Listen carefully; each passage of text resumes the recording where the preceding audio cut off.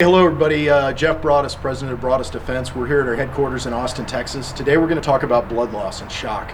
Why is that important? Well, it's a leading cause of death in a traumatic injury incidents. So the first thing we're trying to address when we're treating traumatic injuries like in an active shooter incident. All right, so what is shock? Shock is hypoperfusion. That means the blood's not getting out to the cells in the body, okay? It means that we don't have enough blood to pump out and deliver oxygenated blood to our organs and keep us alive. There's lots of kinds of shock. But in traumatic incidents, we're talking about shock caused by the loss of blood, hypoperfusion, and it's hypovolemic shock, low volume of blood. So how bad that is, it depends on how much you lose. Now, I got 5 liters of blood in my body. I got 5 bottles of liter-sized bottles here to simulate how much blood is in a person's body. But I'll tell you this, I'm going to show you a visual depiction of what that looks like, because in your mind's eye, it's difficult to picture.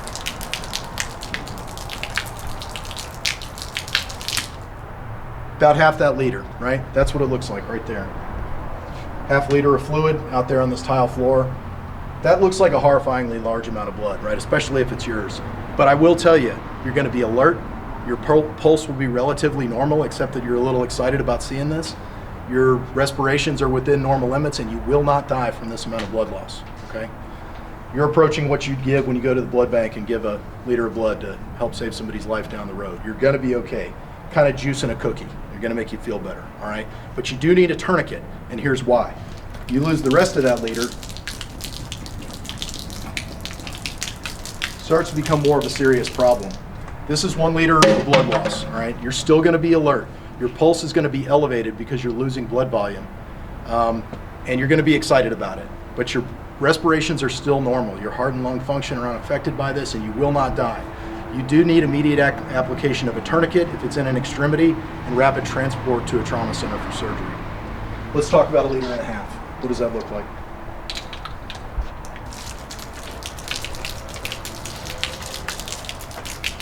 All right, I've lost 1.5 liters of blood. At this point, I am anxious. All right, my level of consciousness is getting to the point where, whoa, I've got a problem. I don't feel right. I might start to feel a little bit cold. I've got a weakened pulse in my radial artery right here, the radial pulse in your wrist they take at the doctor's office. It's a little weaker.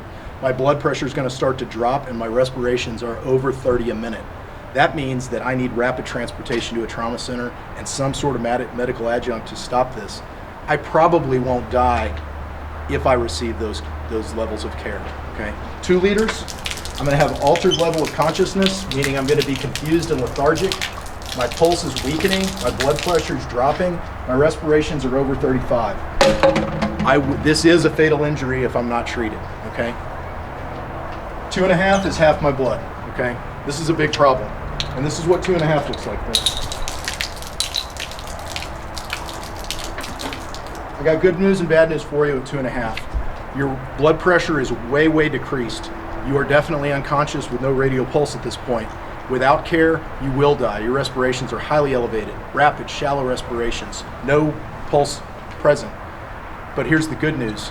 With low-tech recognition of shock and treatment with the medical treatment skills that we teach at Broadus Defense, you will survive this injury. This is half the blood in your body. Look at it.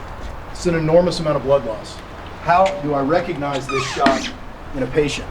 If I have no other thing than knowledge in the field, no tools at all, how can I recognize shock in a low-tech way?